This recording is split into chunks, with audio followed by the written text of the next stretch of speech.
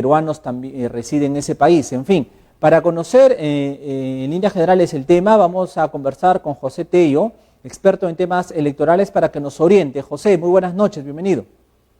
Buenas noches, ¿cómo estás? Qué gusto, Carlos, y un saludo por tu intermedio a toda la televidencia de Trujillo. Muchísimas gracias, José. A ver, este domingo son las elecciones, ¿correcto? Todo el mundo va a tener que ir a sufragar, a elegir al nuevo presidente. En los últimos días se ha estado hablando, José, de fraude, ¿no? Porque habían muertos en el padrón, que eran miembros de mesa, y se había dicho mucho de ello. Los encargados de los organismos electorales han salido ya de alguna manera a explicar que esto no es así, pero queremos reiterar el mensaje para tranquilidad del ciudadano. José, no existe tal posibilidad de que una persona fallecida sufrague al menos, o sea en este caso miembro de mesa. Correcto, es buena pregunta la que haces, Carlos, porque en realidad sí, efectivamente ha habido bastantes, incluso leyendas urbanas, como creo que el adjetivo encaja perfectamente, en torno a esto, pues, de un supuesto fraude, como que llevarían a personas que habrían muerto y las harían, o sea, las suplantarían para votar. Pero si nosotros vemos cómo está configurada la ley electoral, el padrón electoral, desde el año 2017, con la entrada en vigencia de la ley 30.673, que modificó todos los plazos electorales, en la ley orgánica de elecciones, en la ley de elecciones regionales, en la ley de elecciones municipales y en la ley de organizaciones políticas, genera pues una uniformización y el padrón se cierra un año antes. La fotografía que estamos viendo, porque es una fotografía, es el electorado que estaba expedito para votar el 11 de abril del año 2020. Definitivamente en un año, más aún con la pandemia, hemos perdido lamentablemente a muchas personas. Pero eso no significa que se pueda dar un escenario que fácticamente, o sea, en los hechos, es casi absurdo, el hecho de una suplantación masiva. Efectivamente, el padrón electoral ya no se puede abrir, no se puede ya depurar, simplemente es advertir el hecho en el momento del sufragio en sí, el momento en que se instala la mesa, por ejemplo. Claro, lo que pasa es que el padrón está encriptado. Una vez que, ese es el término, una vez que se cierra, lo único que viene es la fiscalización electoral. Y eso lo hace, obviamente, el Jurado Nacional de Elecciones, que fiscaliza el padrón electoral. Pero en realidad, o sea, ya no se puede hacer nada, no se puede cambiar nada. Y con el padrón que utilizamos en la primera vuelta, vamos a la segunda. Pero quizás con la diferencia, y acá conviene también ser claros, de que se produce ahora pues un encrispamiento producto de la polarización de la segunda vuelta. Esta es una segunda vuelta atípica. Si nosotros nos vamos a la del 2016, tuvimos a un Kuczynski y a una Keiko Fujimori que definitivamente eran candidatos ambos de la derecha. Ajá. Un escenario entre izquierda y derecha lo tuvimos nosotros en el año 2011, con Fuerza 2011, que era Fuerza Popular, con Keiko Fujimori a la cabeza en su primera postulación, y el señor Ollanta, expresidente de la República, ganó la elección con Gana Perú. Entonces, el escenario que tenemos ahora es mucho más agresivo. ¿Por qué? Porque acá vemos ánimos exacerbados, vemos una capacidad de movilización que resulta interesantísima analizarla, porque, por ejemplo, yo tengo personas muy allegadas, muy queridas, amigos de mis padres, y estoy viendo en personas de más de 70 años capacidad de movilización. Se está poniendo de acuerdo hasta por los WhatsApp para ir a votar. Es algo que no lo había visto. Ajá. He escuchado de peruanos en el extranjero que también van a hacer un esfuerzo y van a ir a votar. He escuchado de personas que en la primera vuelta no fueron a votar y que ahora están decididos a ir a votar. Y acá hay un detalle. El ausentismo en la primera vuelta fue del 29% aproximadamente.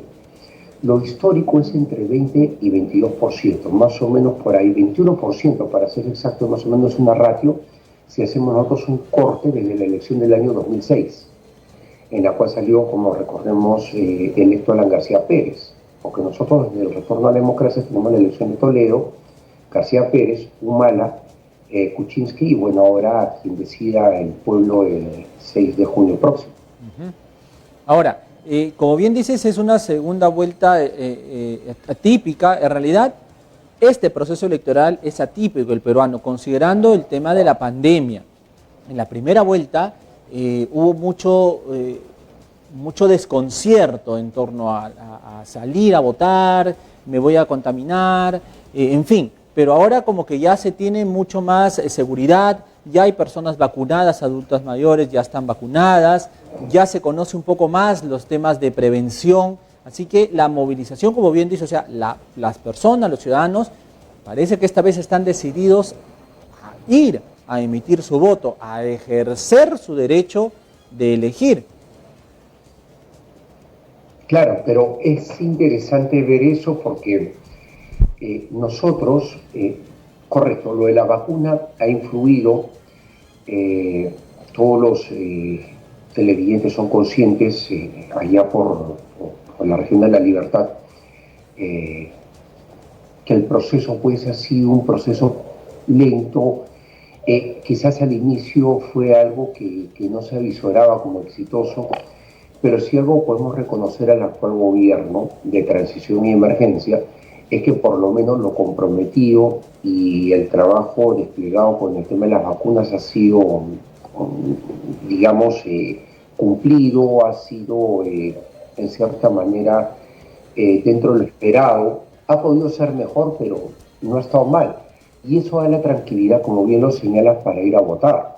Pero también hay algo, y justamente, acá quiero resaltarlo, los adultos mayores han sido vacunados, los muy mayores, pero la movilización que se está viendo de adultos mayores, de jóvenes, es una movilización que ya responde básicamente al conflicto, si lo queremos ver en una visión tradicional de los espacios políticos, de izquierda contra derecha. Y eso es lo que estamos avisorando en el Perú hoy en día. Existen los anticomunistas que en realidad, o sea, me parece bastante osado el término comunismo porque el señor Castillo en realidad es un socialista radical, pero bueno, se emplea el anticomunismo y está también el antifujimorismo. Entonces tenemos antis con antis y nuevamente un enfrentamiento que, a diferencia del antecedente más cercano que es la elección del 2011, y quiero rescatar eso, resulta complicado. Ahora, sí, efectivamente, son dos extremos totalmente disímiles, totalmente. O sea, lo de Ollanta con Keiko en su momento no es nada lo que hoy día se está viviendo. No sé, ahora, no, sí. No, en lo absoluto, Carlos, en lo absoluto. Claro. O sea, lo de Humala ya venía muy atemperado por la hoja de ruta, por el apoyo en ese momento a Humala de Vargas Llosa, hasta el uso de la camisa blanca de Ollanta con Nadine, la familia peruana, con sus hijitos. Era otro formato, o sea, esta es una elección, no, acá hasta el día del mitin, ambos candidatos, o sea, los mítines de cierre que ha sido el día de ayer, ambos candidatos ya sabemos cómo se han expresado. O sea, el anti ahora sí es muy fuerte, y es más, el anti y el discurso fuerte ha sido parte del cierre de campaña. Llegan, como se dice, encrispados. Y lo peor de todo es que esta elección está pegada, porque las encuestas, que ya no pueden ser divulgadas, señalan pues la tendencia y se ve que ambas opciones están pegadas. Pero lo más interesante es que una vez que salga el flash, la boca de urna, lo que va a venir luego son los resultados oficiales, que son los mandatorios. Y en ese momento vamos a ver que la OMPE va a empezar a dar resultados y un candidato va a estar por encima del otro, y así, hasta que esto quede finalmente en el resultado final. ¿Y por qué? Por los conocidos bolsones electorales. Los bolsones electorales son votaciones que ingresan a favor de un determinado candidato por la zona en la cual tiene una mayor preferencia. Por ejemplo, el señor Castillo es indudable que tiene mayor preferencia en el sur. En el norte, el asunto va hacia la señora Fujimori, en algunas regiones, en otras no. Entonces, teniendo en claro la foto de la intención del voto de la última encuesta seria que ha sido publicada, porque también acá hay que mandar un mensaje claro, Carlos, y aprovecho el espacio de Sol TV para todos los televidentes, decirles que no crean en lo que hay en redes, no crean en lo que viene por WhatsApp, no crean en encuestas que en verdad ya no pueden ser publicadas. No es serio, o sea, es hasta tóxico, pero existe a estas alturas, producto de una norma anacrónica, un nivel de desinformación que en realidad es insalubre. tóxico. Nosotros de verdad podríamos quizás hasta tener una mejor votación en primera vuelta si hubiese un voto estratégico. O sea, un voto con conocimiento de quién va primero en las encuestas. Sí. Las intenciones de voto del ciudadano. Entonces, ahorita hay mucha especulación y en serio de que el asunto va a ser complicado porque, como lo mencionaba, en la medida que se den los resultados electorales oficiales, vamos a ver un candidato por encima del otro, luego se invierte hasta que la gente pues vea ya el resultado final, lo que queda con el 100% de las actas escrutadas. Pero acá hay un detalle, va a haber mucho dime y direte, va a haber mucha tensión, mucha denuncia de fraude quizás por uno o por otro lado. Sí. Los observadores internacionales garantizan que eso no ocurre, los personeros de los propios partidos políticos también garantizan que eso no ocurre. Hay todo un sistema electoral que ya tiene décadas trabajando eficientemente sus procesos, dándole seriedad, aplomo. Entonces creo que por más que escuchemos dimes y diretes hay que ser calmos y esperar porque los resultados realmente terminen dando un ganador, que aunque sea por un voto, finalmente va a ser presidente o presidenta del Perú. Para terminar, también José, el voto en el extranjero. En la primera vuelta hubieron ciudades como Chile donde no se ejerció el voto y ahora van a sumarse a estas elecciones más los demás compatriotas que están en otras ciudades también. Allí esto va a marcar una tendencia para cualquiera de los dos candidatos a favor. Claro, lo que ocurre es que peruanos en el extranjero podría quizás ahora marcar la diferencia en la medida en que no haya tanto ausentismo. ¿Por qué? A ver, veamos las tres elecciones, 2011, 2016 y 2021. En el 2011, por ejemplo, en la primera y segunda vuelta hubo una diferencia de ausentismo de 46 y 49%. No, en 2011, o sea, 46% en la primera vuelta, 49% en la segunda vuelta. Durante las elecciones del 2016 tuvimos un ausentismo mayor, 46% en la primera vuelta, que es un histórico, y 55%, si no me falla la memoria, en la segunda vuelta, fue mayor que en el año 2011. Pero quizás también motivado porque nosotros tenemos dos opciones de derecha, en realidad no es que haya habido un cambio del modelo, eso podía darse en la elección del 2011. Pero acá hay algo interesante, en esta elección, en la primera vuelta, hemos tenido un 77% de ausentismo de peruanos en el extranjero. Entonces, de casi 1 millón, porque son algo más de 997.000 electores fuera del país, que hayan ido a votar 230.000, marcan una diferencia sustancial. Eso, evidentemente, en la primera vuelta. Para la segunda vuelta,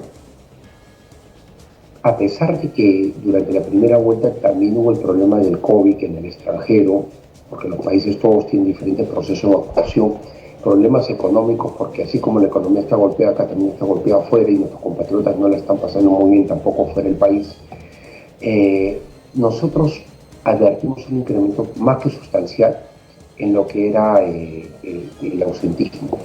¿Y por qué? Porque en el Perú, dentro del país, el ausentismo fue del 21% o 22% normal de cada proceso eleccionario, saltó un 29% con esta elección en pandemia. Entonces, el incremento fue más o menos de casi 1/3, algo que también se repite en el extranjero. Pero esta segunda vuelta, por el nivel de polarización que hay, creo que va a generar un impacto distinto en el nivel de movilización. O sea, considero que el ausentismo podría disminuir, porque basta con solamente escuchar a personas que no fueron a votar la primera vuelta y que dicen ahora que sí van a ir a votar. Basta con escuchar adultos mayores que están decididos a ir a votar. Y también peruanos en el extranjero que piensan movilizarse a los centros de votación en sus países.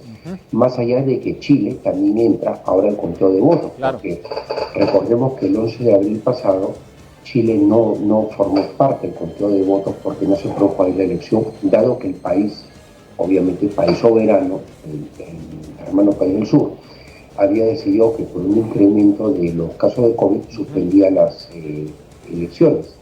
Y hay que recordar que en ese momento Chile se iba a elecciones regionales por primera vez en su historia. Iban a elegir gobernadores regionales. Claro. Pero bueno, son cosas, anécdotas, quizás de este proceso eleccionario tan complejo en medio de una pandemia, pero sí, la votación de peruanos en el extranjero, si es que se reduce el nivel de ausentismo, es normalmente hacia la derecha más que hacia la izquierda. Y lo podemos decir por el caso del año 2011. En el año 2011, Keiko Fujimori sacó algo del 63% de intención de votos de peruanos en el extranjero. Y Ollanta tan solo el 26%. Entonces, si hacemos un poco el traslado, considerando que la elección del 2016 fue, digamos, como que para nadie, porque esa elección fue en segunda vuelta entre dos candidatos de la derecha, Kuczynski y Fujimori, ahora que esto está más polarizado que en el 2011, entre izquierda y derecha, yo creo que la movilización podría ser a favor de Keiko Fujimori de peruanos en el extranjero y por ahí podría tener un apoyo importante a su candidatura. Perfecto, José. En todo caso, todo lo que nos describes, todo hasta el día de hoy es incierto. Mañana no será la excepción y por lo tanto, con tranquilidad, José, lo único que nos queda simplemente, ante tanta incertidumbre. Claro, tranquilidad, tú lo acabas de decir, tranquilidad y por favor, nuevamente, la teleaudiencia de Sol TV, no le hagan caso a las redes. El mejor voto es el que van a emitir con conciencia. No voto en blanco, no voto oficial. Voto por uno de los dos candidatos, el que mejor les parezca. Hagamos patria, toca hacerle las urnas. Muchos dicen que estos candidatos no nos representan, que no votamos por él, que han pasado a la segunda vuelta con el 32% nomás de la intención de voto a nivel presidencial. Pero en realidad son los candidatos que han sacado la mayor cantidad de votación. Democráticamente están en un balotaje de segunda vuelta y nos queda, nosotros los peruanos, votar por alguno de ellos. Efectivamente. José, te agradezco muchísimo por estar esta noche con nosotros y vernos esta descripción. A todo el equipo Sol TV. Estamos en contacto. Un abrazo fuerte, José. Hasta el domingo, gracias, a ver igualmente, si nos... Un abrazo a la distancia. Efectivamente. Muchísimas gracias. José Tello, experto en temas electorales, estuvo con nosotros justamente conversando todo este panorama que aún es incierto.